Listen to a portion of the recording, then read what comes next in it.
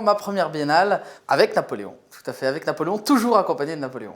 Mon premier très gros salon en septembre prochain. Pour moi, c'est un événement incontournable, incontestablement. Alors mon parcours, il est assez atypique, mais un peu comme l'histoire napoléonienne, semée d'embûches et de rencontres. Mais elle commence par une rencontre avec un des plus grands collectionneurs au monde, qui s'appelle Pierre-Jean Chalençon, en m'occupant de la gestion de sa collection. Voilà. Et c'est comme ça que ça commence. Je décide en 2016 de créer ma propre galerie spécialisée sur les souvenirs historiques de la période impériale. Alors quelques exemples, une pièce phare qui me tient particulièrement à cœur, c'est ce magnifique bronze représentant les derniers instants de Napoléon à Sainte-Hélène par un artiste qui s'appelle Vincenzo Vella. L'original en marbre est à Versailles et les fontes de Barbedienne décident de faire 3 types de réductions, dont celle-ci en bronze. Et on a ici un Napoléon beaucoup plus glorieux, Napoléon en Mars, un travail attribué à Philippe Thomire d'après les dessins de Prudhon.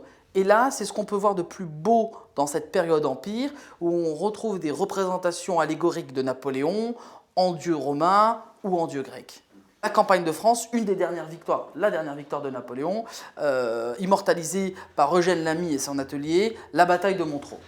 Waterloo, Morne-Pleine. Ici, on a une représentation de la bataille de Waterloo, tristement célèbre. On ne voit pas Cambronne dire merde, mais là, on sent qu'on arrive à la fin de cette monstrueuse bataille. Alors, la coupe en Sèvres, qui est un des trésors de notre galerie et qui sera, j'espère, un des plus beaux objets de la Biennale, sans prétention, puisque c'est une commande assez exceptionnelle, réalisée pour Napoléon et offerte par Napoléon à sa femme, l'impératrice Marie-Louise, pour la naissance de leur fils, le roi de Rome. On voit 2 camées qui seront de part et d'autre de la coupe, où dans lequel nous avons Minerve offrant le roi de Rome à Napoléon.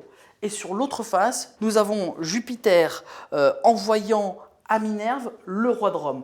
Historiquement, Napoléon aimait beaucoup lire, il aimait énormément ça. Ce sont donc les éditions originales de 1810 à 1815. Ce sont des exemplaires aux armes de Napoléon, reprenant toutes les œuvres conservées au musée du Louvre. Alors, encore plus étonnant et plus rare, ce sont des exemplaires qui ont été envoyés à Napoléon à Sainte-Hélène. Il reprend les erreurs qu'il y a dans ses livres et il y met des annotations, et notamment à l'intérieur sur des pertes françaises. Il raye et il dit faux et il met un chiffre différent. Donc c'est vraiment, vraiment quelque chose d'assez extraordinaire.